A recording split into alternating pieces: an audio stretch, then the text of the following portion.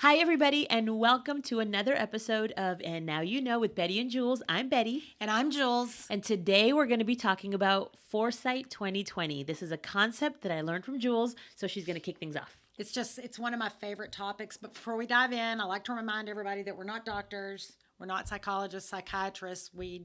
None of that. We're just two gals whose paths crossed, and we have shared a lot of highs and lows, and we just wanted to share our mess with all of you because people need to hear other people's stories. Yes. So this whole concept of foresight, I call it Foresight is 2020, because you know how you hear people say hindsight's 2020? Well, I started really thinking about that many, many, many years ago, and I wanted to take the things that had happened in my life and truly learn from them, to where I could take a situation in my life and I would play out all the different scenarios that could happen. And typically, and my husband does this now too, and we do it with our kids, and they're like, well, I'm thinking about doing this, and we're always like, okay, think about the worst thing that could happen. And then kind of backtrack from that point and decide, if that's the worst that can happen, are you prepared to deal with that? Yeah, I think now that we've been through so many different things, I think that the opportunity, the lesson, is to sit where you are and think about things and almost try to predict. Yep. Right? Instead of, in our past, if we hadn't had the experience before, you just kind of jump in and you try to navigate through it, and you just, whatever. And a lot of times people say you can learn from the failure instead of saying that you lost. It's like, well, you live and you learn, right? Yep. So it was a lesson that you got to experience. But now when you've learned the lesson, hopefully you've learned the lesson, and now what you can do is try to predict and kind of step into it and observe of the things like, could this happen or could that happen? Yeah. And it's really to avoid having to put yourself in a situation again where there's a pain or heartache or whatever. And I'll just say, as an example, so that we can kind of, as an example, for me personally, we talk a lot about relationships, we talk about dating, we've talked about things we've learned. And I know for me, who I am today, we've had this conversation of, would I ever be in the person that I was married to before? We were together for 20 years. Who I am today, would we be compatible in a relationship today? And my answer to that is no. Right. I don't think that we would be, and it's because I'm able to think back. I'm in my Rolodex of experiences. Yep. I'm able to think for the young kids that don't know what a Rolodex is. Yeah. I just aged myself. It's what we use to keep all of our contacts in. Now you've got them in your phone. Right. Your phone is like your now Rolodex. You have it right. But like, this is my library. It was this round thing, and there were cards that you would put in alphabetical order. Yeah, and people used to walk around with a whole Rolodex and yes. and papers and cards and all this stuff. And now you don't have to do any of that. Anyway, okay, sidebar. But anyway, so I go into the experiences that I have had, in my 20-year relationship. And I think about who I am today and the perspective that I have today and the lessons that I've learned today and all of the things that we have talked about. And I just don't think that we would be compatible. We wouldn't be. Now, I will say, we do get along. We have a good co-parenting relationship, but kind of in the romantic sense, and even in the list, kind of all the categories and stuff, we're not compatible. That would never happen again. Well, and in addition to that story is, I just recommend not looking in your rearview mirror. Totally agree. Don't go back to the past. I mean, typically things haven't changed that much. And so eventually those things that led to the end are going to end up rearing their heads again, and you're just going to have to feel the hurt all over again. But it's kind of cool because I've applied this rule in my life for a long time now. I can even look at a recipe card or a recipe in a magazine or online or whatever. You probably don't know what a recipe card is either. I'm very old. Anyway, with a very young spirit, I can tell if it's going to be good or not. I mean, if You've always said that, and I have a hard time doing that. well, So yeah, I mean, like if a recipe tells you that you can simmer some meat for 30 minutes, it ain't going to be good because like if you're doing beef tips or even chicken or something, it needs to cook for longer than that so it can get tender and absorb the flavors of everything you've put in there. I don't know. I can just look at that and go, that is not going to be good. And I can look at relationships that other people may be getting into and go, no, that is not going to work. I just know it. I can feel it in my gut. I have a gift. I do.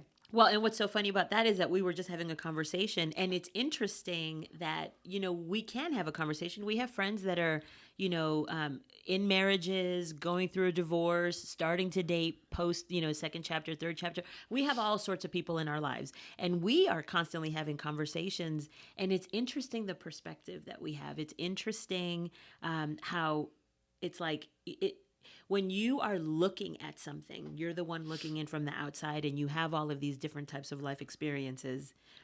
It's interesting that you could almost predict it. You can. Now, the hard part is that you want to be supportive and encouraging, and you don't want to tell anybody about something bad or harm that's going to come their way, but it's almost like you don't want it to go bad. No. But sometimes it's bad. Sometimes it's bad from the beginning. And that's the point of it all. If it's bad from the beginning, don't sit there and try to fix something that's not coming easy in the beginning, because that is the best case scenario right there. So with that, you can clearly see that foresight is 2020. So why would you put yourself through all of that when you knew at the very beginning? And then you end up in this seat and you're going, well, hindsight's 2020. I got tired of saying hindsight is 2020. Yeah.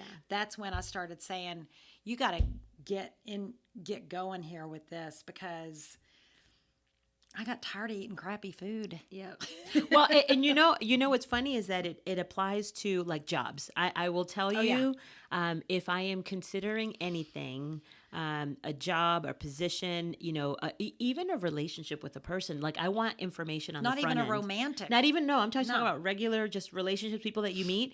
It's funny, I can usually tell. I'm a vibey person, so sometimes it's just the juju that might be off. But once you start talking to people about, who they are, where they work, where they grew up, things about their, just about their what makes them what who they makes are. them who they are, their characteristics. Sometimes you can tell already. You can tell, kind of like the dating list. But even when you're looking for just people to hang out with, new friends, you still have, everybody has a list of criteria. Yeah. You want to be surrounded by like-minded people. So if you actually consider, what are my values? What do I believe in? What are the types of things that we have in common? Yeah. And if none of that is coming easy, and it seems like it's going to be a challenge, and if they are totally off the deep end doing God knows what in their free time, if those things just don't align with you, what are the chances you're going to have a good friendship and that you're going to want to hang out all the It's time? going to be a lot of work. Yeah. Somebody's going to end up getting disappointed and hurt, and then you're going to have to deal with that. There's just a whole lot of conflict that you can avoid by not bringing it into your life at all, because you're choosing to recognize the warning signs of it's almost like you give yourself a crystal ball and you give yourself some time to really think about the outcome. Now, we meet people and they're great, and we have a saying, I want to spend time with you to see if I want to spend more time with you. Yep. And it doesn't mean that you can't change your mind down the road. And I've been married since I've known Bette. So, but she got her divorce, and then she has dated a few people, and she's still single. And because she went out with some guys that she wanted to spend more time with, to see if she wanted to spend time with them. And when time went on, she found out she wanted to spend time with them anymore. Yeah, I didn't want to anymore. So and it's funny because, I learned that saying from her, and I have applied that to every area of my life. I remember a few years ago, I was recruited for this job, and I went and met with the president and CEO, and had a couple conversations, and they made an offer. And I remember I asked a lot of questions on the front end. Now, when you go to an interview, this is how I see it. They're interviewing you, but you're interviewing them. Absolutely. I hope you have some questions for them, and I hope you have a list of kind of criteria of what are the things that you're looking for because I see it as a partnership, right? What are the things that you're looking for that you want to get out of an employer on a day-to-day basis, the kind of position that it is. So I went on this interview, and we had some conversations, but I just knew the culture. I'm a vibey person. The culture is not, it was not what I wanted it to be. I can tell by some of the responses to the questions that I was asking that their vision was not aligned with where I would want to go to. And so it was a no for me. I actually responded and said, thank you, but it's not going to work for me. I did not even bother countering, although the offer was quite offensive.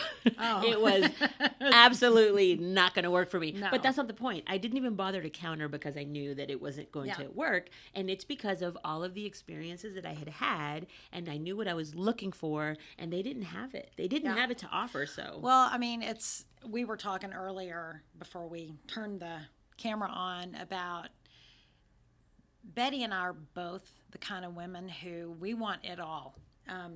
I don't want just the money. I don't want just your crumbs. I don't want your crumbs. I want all of it. Period. And if that's not what a job, a relationship, a friendship, communication, clarity, then great experiences. I just don't want to. It takes too much of my time, and it takes too much of my soul out of me, and it's exhausting. But it's because we're givers, and we give and give and give. I give all of me. Yeah. So I want all of you. I want all of you given to me, and I'm very fortunate because I am married to a guy who 1,000% gives me probably more than I give him. Yeah, and I'm going to say it's not from a place of neediness. No. And it's not from a place of clinginess. No. It's from a place of wholeness. Yeah. It's from a place of, people talk about this whole thing, relationship is 50-50. No, it's not. It's 100-100. It is. It's 100-100. It is. So, you have to be 100, they have to be 100. Yeah. That's what we're talking about. If you're 100 and they're 30, now, I also understand, because someone's going to come out of the woodwork saying that, well, but some days... Yes, it's true that sometimes if something's going on, if there's a, somebody's family, sick. Somebody's sick, if there's some kind of crisis, whatever, sometimes you might have to carry the load more than the other. Sometimes you might have to be 150. Yeah. And they're 50 because they're flat in the bed. Okay. Yes. Yes, that and happens. I get that. But if you have two people that are showing up 100 most of the time, then that's just the way that it works. Yeah. I mean, it's not... Jay has been in the hospital a couple of times since we've been together. And of course, I'm not going to say, get your butt out of bed and go wash my car or whatever. You know what I mean? I'm going to do more than what I need to do in our relationship to take care of him. And he has done the same thing for me. He has, because I remember, when your mom was sick. Oh, yeah. And I remember, and you know what? I would hear it from her. I know that it was a very difficult time, and the way that Jay showed up for her. Well, during those days, you weren't really 100. You know what I mean? And so he was more than 100. Yeah, I remember. And he was carrying a lot. Yeah, my mother was in hospice, and I remember going home and just curling up in a ball on the couch, and Jay was holding me. And I said, I have absolutely nothing to give to you. Right now, I'm so depleted. And he said, I got it. And you know what? He wasn't over there whining and complaining. No, he was asking me, what can I do for you? And acting. And this is where I think it's important to be 100. I'm about to cry. Yeah, no, but it's true. This is why it's so important to be 100 to begin with. Because if you were never at 100 to begin with, how are you going to show up when you're needed? How are you going to show up when that situation happens? And, sometimes you have people that, I hate to say it this way, but it's true. Sometimes you have people that are all about attention. Yep. And they can't stand it when the attention isn't on them. Yeah, but That's called a narcissist, by right. the way. And what about when the family needs something? What about when you need something? What about when you need some support and it's the attention isn't all on them and then they throw a tantrum? Oh, It's I've like, been in it.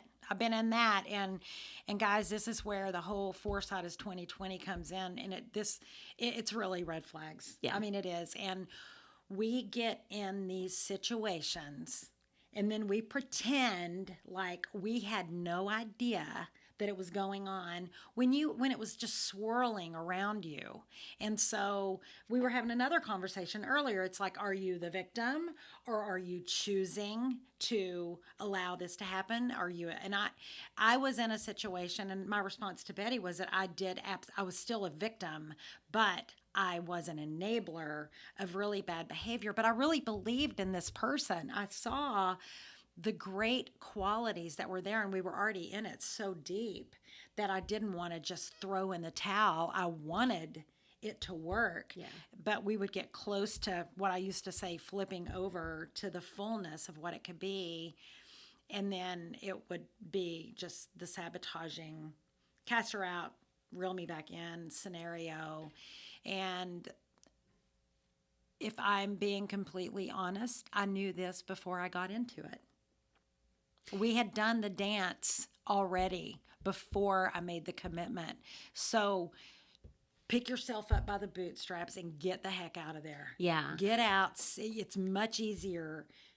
But I'll tell you what I do know for a fact. Because you lived that, you would never put yourself in a situation, because this is where her foresight comes in. Yep. She knows all that happened in that long period of time. She knows what she put herself through. She knows what she saw. She knows how hard it was to actually, all of it. And It's really hard to get out of. It is. Well, so now you show up completely differently. Oh, yeah. Now you are so much more your armor and you're prepared. And because of who she is today, if she showed up as who she is today to that relationship, that wouldn't have worked either. Oh, no. You guys would never have worked out. Oh, no, because I allowed myself to be a victim. If you're a victim, you're allowing it for sure. So that question that you asked earlier is a tricky one. It is, but here's the thing. And this is not about victim shaming, because this is what I don't want it to turn into. I absolutely believe that things do happen where people are taken advantage of, like you. But you can have get out. And are suffering at the hands of somebody else. So for sure there are victims. Yeah. However, where does enabling come in? Where does accountability come in? I think there comes a point where you fully now have recognized the situation that you're in. That's where the line gets blurred from victim to enabler and codependent. Yeah, and all the other things that happen. That doesn't mean that you're to blame. No. That doesn't mean that you're to blame. That doesn't mean that you asked for it. That whole thing. That is not at all what we're saying. But what we're saying is, at what point do you accept the responsibility that you're responsible for you? Yep. That you are the one that are going to have to, if you want to change it, get up and leave. Yep. Because if you don't change it, you're choosing it. So that becomes a blurry line. And it's really hard to leave. It's really hard to leave, but at some point, you have to look in the mirror, right in your own eyes, and be accountable to you and understand that you are absolutely a huge part of the problem. You can't blame it on anybody but you, because you are absolutely allowing it. Yeah. And you don't have to be a victim. And here's the crazy part. Julz completely changed her life from that experience. So this is how I know that she would never be in that experience again. But we know people, and we have seen examples of getting out of one relationship that was a toxic mess, and then jumping right back into another one with a different person, and then getting out of that one, and then getting into another one. This is where the cycle just keeps repeating, and it's because you haven't learned the lesson. It's because you're not doing the Foresight is 2020. Exactly. I mean, this is where the Foresight is 2020 comes in. And guys, I can tell you, and Jay and I do devotions every morning, and we read scripture and all of this, and it's so awesome. And Jay notices it every day. because that's where I went to for my strength. And it's like, how did you get out? And I went to the Lord. I just absolutely got on my knees and I surrendered. And I said, it doesn't matter what happens. You've got me. And when we open up the Bible, there are so many scriptures that are highlighted, and I'm proud of myself when I look at that, because it does show what I did to get out. And of course I did therapy, and I surrounded myself by the people who truly love me. I didn't weed out intentionally. I just stopped being the one that made all the phone calls and all the invitations, and it weeded The giver. Yes, I quit being the people pleaser and the codependent, and I spent a lot of evenings alone, which is also painful. The loneliness when you're a codependent is pure hell. It's just hell. So you visualize yourselves laying in the palm of Jesus' hands, and then I would wake up at 3:00 in the morning, and people say, that's when your mind just goes crazy, and my skin would feel like it was on fire from all this anxiety, and I was just so scared, and people were like, count sheep or do something. I said, I trust you, Jesus. I trust you, Jesus. I trust you, Jesus. Over and over and over. That's all I said. It was my mantra. And I would go back to sleep because I was calling on him. Mm-hmm. So that's what I ran to. That is my testimony. I look forward, and I look forward with my faith over fear, and I don't look in my rearview mirror. Yeah, and I'm not going to be mean, but the only time to look in the rearview mirror, so like, whenever I've dated somebody and I tell Julz about it, we normally say no reruns. So we don't look in the rearview mirror. But what I will say, for the experiences that I have had, I've learned so much. Yeah. I learned something new that I know I won't repeat again. And I got this from Steve Harvey said this. He had an episode where this was like way long time ago. He did an episode where he was doing dating advice. And one of the things that he said, so simple, but big aha moment. This girl was saying that she had been dating somebody for like 5 or 6 years. And, she wanted to get married and they weren't married yet. And, she wanted this and all these things that she wanted from the boyfriend that hadn't happened yet. Come to fruition. And so she was saying, but I've invested so much time and, how do I get him to do it? And Steve said to her,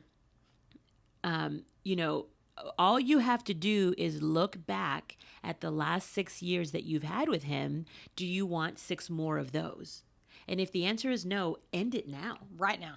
End it right now. Because we have these ideas that something magical is going to happen and that it's all going to change. But you already have the evidence. You have the evidence of you can predict your own future based on what you just saw happen over the last 5 or 6 years. And, this is another kind of hot, controversial topic, but I would love to hear from the men. So men, comment on this one. I would love to hear when people say that guys know within the first 6 months whether or not he wants to marry you. In the first hour, right? So here's my thing: if you're a girl and you've been a woman, you've been in a relationship with a man, you want to get married, you're on year 5, 6, 7, 8, 9, 10. He hasn't proposed yet. He's not going to. I know that in the movies, sometimes things happen. But here's the problem. The problem is, why, as a woman, would you allow that to happen? Why would you stay there? He's taken up the best years of your life. Yep. I'll tell you right now, no, that's not happening. That's just, if your goal is to get married, that should be very clear at the beginning. Yep. And if he says, let's just see how it goes because I'm not sure yet, he's telling you before you've even thrown yourself in head first, he is telling you that he is going to disappoint you and break your heart. And you need to believe him. Yes, believe him. He's being real nonchalant and casual. He's getting what he wants from you. Yes, but you're accepting the crumbs from day one. You're accepting this unknowing roller coaster ride. You have no idea where it's going. Well, and just to tie in the whole Foresight is 2020, history is a great indicator of the future. Yep. It just is. People have their wiring. They're called neurons, and things are wired early on.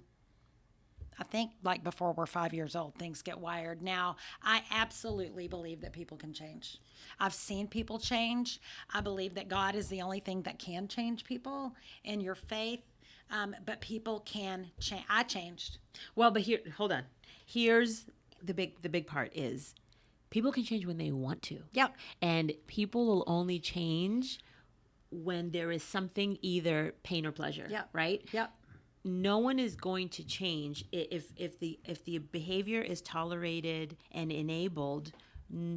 Why would you have to change? Right. If a man is in a relationship and she is giving the best of her, Right. and he is giving 10% of him, why would he ever think that he needs to crank it up to giving 100% No. if she's accepting 10%? Right. That's the right. thing. I do believe people can change, but I do not believe anybody can change someone else. No. I do not believe that anybody's devotion and No. whatever, love and whatever. It's that's good. not going to change No. your partner. That's not going to change if you start dating and he says he doesn't want all these things, but you think, "Oh, I'm going to fix that. Oh, Right. I'm going to make it what I want." That's when I do not believe change will happen. No. You have to see it as it is, accept it as it is, or move on to the next. Yep. That's exactly right. There, don't be walking down the aisle in your pretty white dress, smiling, thinking, I got him. Now I'm going to change him. Nope. If you're walking down that aisle, you better be willing to accept exactly what you've got. And same for you men. I mean, it's not just men who are doing this crazy stuff. Women do it too. Yeah. And I mean, they're not going to change. It's funny that I'm going to use your example. There's a quote that I have heard, actually even more often recently, where it says that when a man and a woman get married, the wife is the woman is hoping that once they're married, he will change. Yeah. While when the man gets married, he is hoping that the wife won't. Because she was way more adventurous when they were dating. She was willing to do X, Y, or Z or whatever, but all she wants to do is lock him down and change him. So it's like Right. totally opposites of what your expectation is going forward. That's never going to work. And I can tell you that a wife is going to change because she's going to have babies, and that changes everything for her. And you've got to have a man who is secure enough and strong enough to handle the attention that she's going to have to give to the baby. And he, quite frankly, needs to be, doling out the attention to the baby too. But it changes her body. It changes everything. She's exhausted. Yeah. And if you want to have a beautiful, happy wife, take good care of her. Mm-hmm. Period. Yep. I mean, just be nice. That's one of the things when Jay and I first started dating and we were a couple of months in, he was like, I really like you. What do you need from me? And I said, I need you to be nice. And he was like, I can do that. Yeah. And he is. He's really nice.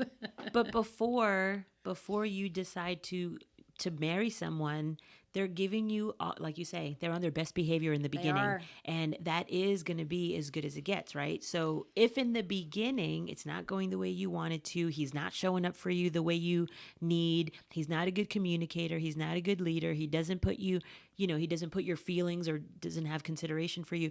If all of that stuff isn't already happening, there's your foresight right there. That's it. You already know what your marriage is going to look like. Oh, it's going to be worse. I mean, Ugh. it's going to be worse. I mean, then why would you do that to yourself? I know. We just recorded an episode on gaslighting, love bombing, ghosting. If that's going on, especially in the first year and a half, just end it. Man, move on. Let me tell you what it's going to be like when you get married. You're going to be spending a lot of nights at home, sitting on the couch, taking care of the kids, cooking dinner, cleaning everything, wondering where the heck is he? Yep. And you showed him that you're okay with being treated that way. Yep. And you married him with it being okay. Yeah. So it's not fun. I lived a life of that. Please, please, please pay attention to the messages and the lessons that you have available to you and along look into your the way. Foresight is 2020 ball and lay out worst case scenario. Yeah. So. And here's another one that I heard recently, which I I mean, I'll give my opinion after, but I've also heard of people going into relationship therapy, just a few months into dating. Well, my opinion, I want to hear yours too. My opinion is I'm a big fan of therapy for sure. We've Right. both had a lot of therapy. However, the therapy should be for you. That early on in the relationship, I wouldn't be talking about the relationship. I'd be ending the relationship and going to solo therapy for myself so that I could work on showing up differently so that I'm attracting a different person. Why would you go to therapy early on in a relationship, Right. though? I mean, if it's already that difficult where you're needing relationship therapy, what the heck are you doing? Right. I was Good kind of Lord. confused by it. I'm thinking, what? Why? I mean, I've heard of like some churches wanting to do like marriage, but I think it's not even, I think it's to explain what the commitment is and to have an understanding of what you're getting yourself into. Well, I do think that premarital counseling is absolutely important. However, let me tell you, we had it and it wasn't great because here's the thing. I actually I have a friend who this is what he does. He does marriage counseling and premarital counseling. And let me tell you, he's a good one to go to because he drills you. Good. And it's because he is preparing you. He's actually giving you a very, very, very realistic rather than just kind of dancing around it and just hoping that everything works out. So for me, I feel like I am a huge fan of premarital counseling because you have to understand the commitment that you're getting into, but only if it's with a person. This is actually what he says.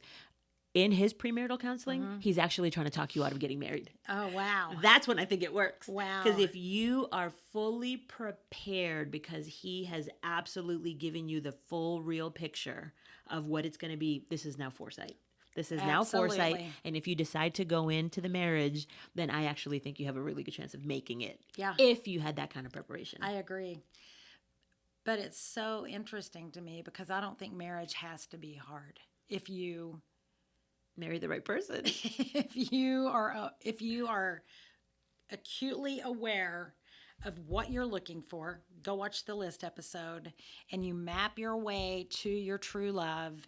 And you're equally yoked and you're listening to your gut about the red flags. And then you pull your crystal ball out and you're like, okay, well, what if we get married and we have a kid with special needs? What's going to happen? Talk to him about that. Does he even want to have kids? Talk about these things that are important to you. And if they don't line up, you've got your answer. But you have to answer yourself. You have to stop pretending. We all want love. We do. We just do.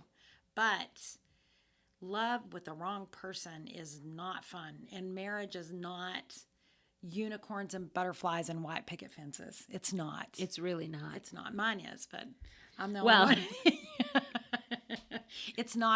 It's not perfect. Trust me. Jay and I have a blended family. I've got 3 kids. He's got 2. 2 of our children have special needs. We have gone through all kinds of crazy stuff with these crazy kids. And because of we live in a bubble, Jay and I do, and we have just such an open line of communication. But I knew that I had that with him before I married him. I mean, good Lord, I just couldn't do it again if I didn't have all the things that I wanted in that marriage. So it's like we have things coming at us all the time, but we don't create things inside of our marriage. Like I don't do things to hurt Jay intentionally. He doesn't. We're not perfect. We sometimes have little spats here and there, but it's always like, oh, I didn't mean it that way. But it doesn't have to be that hard. So if you use your Foresight 2020 method and be honest. Yes, please use the Foresight 2020. I'm going to actually give you one more example for anybody who's out there, because I know this happens too, and this always drives me crazy. If one of the parties wants a baby and the other one does not, please don't get married and think that you're going to convince them, and then you end up getting your way, and then the other person ends up becoming a crappy parent. Yeah. Or you become a single parent. Or you become a single parent. Don't complain about it then. No. Because this is exactly when we talk about have some clarity, understand exactly. When somebody says, I don't want to have kids. When they say that, there's a reason why they're saying that. Yep. They're giving you the foresight right then. Yep. So the fact is if you are just dying to have a baby, have a baby with somebody else. That's dying to have a baby. That's dying to have a baby. Like literally, it's okay if you want to be anybody that wants to be child free. I respect that Oh my decision, gosh. especially when they say it. I respect that decision, and you have a right to live your life child free if that's what you chose. You shouldn't be coerced into it. Believe me, parenting is hard enough. Good Lord. You should not be coerced into it. But honestly, if you are maybe teetering right now, whether you're engaged or maybe starting dating or whatever, wherever you are, even if you're married, whatever, know that is a losing battle. And when you throw a kid into it, now it's a losing battle for everybody, because now the kid is going to suffer the consequence of having a absent or unattached parent. Oh, it's devastating. It is absolutely horrible. It's what starts the root inside of a human being. And then when they become adults, they have to deal with the root if they are even aware, and they will, because it causes destruction. And a fractured family, I know I'm not speaking from viewing, I'm speaking from experience. Yep. There is a lot of damage control. And when I said earlier, you can change things if you choose to, you still have to deal with the consequences of bad decisions. And I say that from a place of experience. I'm happy now, but there's still consequences to deal with. And my kids have to deal with them too. And that is what breaks my heart. So the part of all this, if you take away just one nugget, Foresight 2020 is really all about protection. Yeah. It's about protecting you, protecting your heart, protecting the other person, protecting your future, protecting your legacy, protecting generations to come. Everything. It is really about protection. Anything you want in life, I do believe you can actually have. I do too. We do not harness the power that we truly have inside Yes, of us. you're right. We are powerful beings. I Yep. totally believe that. All starts here. But we have to come from a place of truth Yep. and honesty. Authenticity. We can't even say the word. Authenticity. Accountability. Yes, absolutely. When you show up and you are very clear with what you want for your life and you're on a mission to make that happen, then you will be able to have clarity over who should be in your circle and who should be. Again, we said this in another episode. The person you marry is the single most important decision of your life. I know we're in real estate, and they say that buying a house is the most important thing. It's not. It's not. It's a big transaction. It's a big transaction, but good God, it It's is not. It does not even come close to comparing the person that you end up with, because y'all are the ones who are going to create the home, and it doesn't really matter the house. Right. You can have Yep. a nightmare place, or you can have heaven on earth in a home. Yep. And so, this episode really did become mostly about relationships and all that stuff. Foresight 2020 is all about relationships. It is. And it's not just the romantic ones. This is about jobs All too. of If them. you're in a job and you're miserable and you're in your 20s or your 30s, good God, you have your whole life in front of you. Get rid of the job and go find something that really lights you up. I'm still trying to figure out what I want to be when I grow up. Yeah. And you know what? Can I say I'm a huge fan of Gary Vee, because Gary Vee is constantly talking about how we ourselves put this ceiling on us. Mm-hmm. When you're in your 20s and your 30s and your 40s, who cares if you don't have it all figured out? Just keep going, but just don't settle. Right. Because that's where misery comes in. Just don't settle. Learn from your experiences and pick yourself up and keep moving. And then we pretend that we're locked in, can't change it. Yep. We're not. Our timer went off a few minutes ago, so we have to wrap this up. I've loved this subject, and it's just one of my favorite things. Learn from your lessons and grow and bloom and be who you were made to be. Yes. And so we're going to say it. We've hit a lot of topics today. Any comments that you have, any questions that you have, please post them down below. And if you want to continue the conversation with us directly, you can shoot us an email, hello@bettyandjulz.com, BETTE. And I'm JULZ. And we thank you so much for spending a part of your day with us, and we look forward to seeing you on the next one. Bye. Bye.